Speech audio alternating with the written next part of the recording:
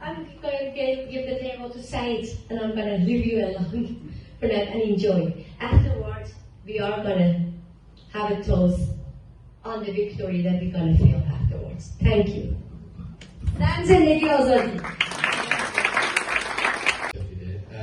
Before announcing the fourth speaker or fourth panelist, I just want to inform everyone that I will ask some questions from our panelists, all panelists. So I will ask some questions, and if there was more time, we will come back to every one of you to have like pick some of the questions as much as the time limits allowed us to do.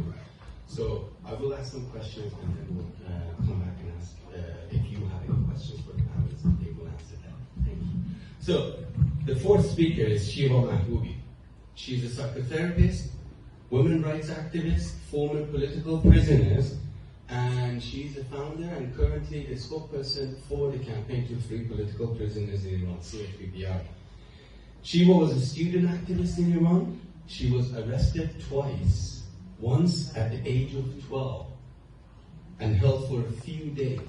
So you can see that the Islamic regime, right from the beginning, had no mercy on children, let alone adults.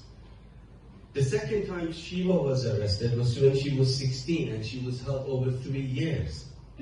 Following her release, she continued her activities, and as a result, she had to leave Iran, because everyone knows what would have happened if she would have stayed. And then she went to Turkey, and she was a refugee and women's rights campaigner in Turkey. She then moved to Toronto in Canada, where she was the coordinator of Action Committee in Defense of Women's Rights in Iran. Then Shiva moved to the UK in 2001 and was a campaigner for women's rights activists. Please give a warm welcome to Shiva.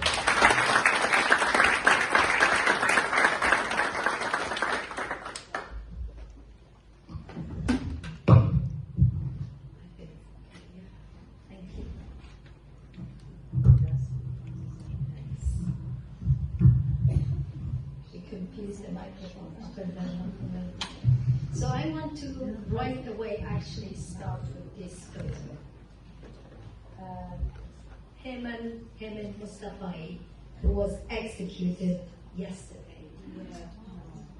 And I want you, when you look at his face, just through that, see thousands and thousands of young people who are now, as I'm speaking to you, they are in danger of being executed.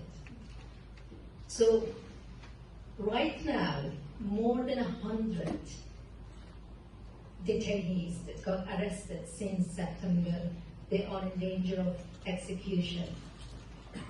Thousands of them are in prison, still in prison, despite that we don't see it on the TV, on the news.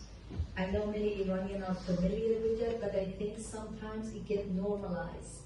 When we look at the news, we just look at all these people get arrested and executed.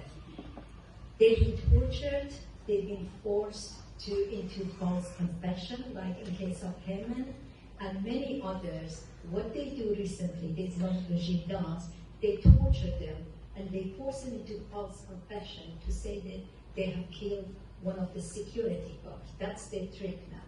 So then they legitimize their execution, even though no one believed them. We know that during the last 44 years, I would say millions of people have been in prison, including myself and many of my young friends who unfortunately got executed. But since September, since the killing of Gina Mahsa Amini, I have never seen the amount of arrests that has happened.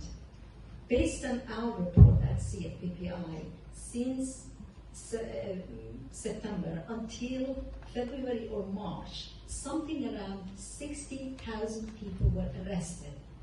And that's the new way of dealing with it. They literally arrested every single person that they were suspecting that person might attend a protest or support any protest, and that includes children. And what we gather with our reports is approximately 10% of the detainees have been children since September. And some of these children, and by children, I know there's different definition, I mean under 18. And so they've been tortured, these children, they've been sexually assaulted, including raped. And the other thing they have used a lot, even though they used to do that, giving these prisoners psychedelic and antipsychotic drugs. And to do that, basically, they put prisoners in a very difficult mental, unstable kind of mental condition. Some of them even announced that they killed themselves. So I'm not going too much into it, but the reason I'm saying that, because thousands of protesters right now in prison. Khamenei gave a so-called amnesty to many people, which is nonsense. Many of these people were rearrested again. Many of these people are released on bail. The reason I'm saying this detail, it's easy to look at the news and saying this many people arrested and this and this and that. But we want to see what are the details. Like talking about bail money, when they put the prisoner on bail, this is such an important issue. And I think one of the activists from Iran, that you would hear the message from Iran, he also, who was a labor rights activist, talks about it as well. When they release all these prisoners, rights activists, protesters, and all that, they actually, yes, they're not in prison physically, but they are in prison because they released based on bail. So they use the bail money to put pressure on them, on their family, to threaten them. Many of them, they have to buy the bail money because any minute they can arrest them. So that's why we ask for the release of political prisoners unconditionally, and that's what I'm asking all these politicians, all these dear MPs and MEPs to basically to lobby that, because I don't think so many governments around the world know that what does it mean when they release prisoners on bail.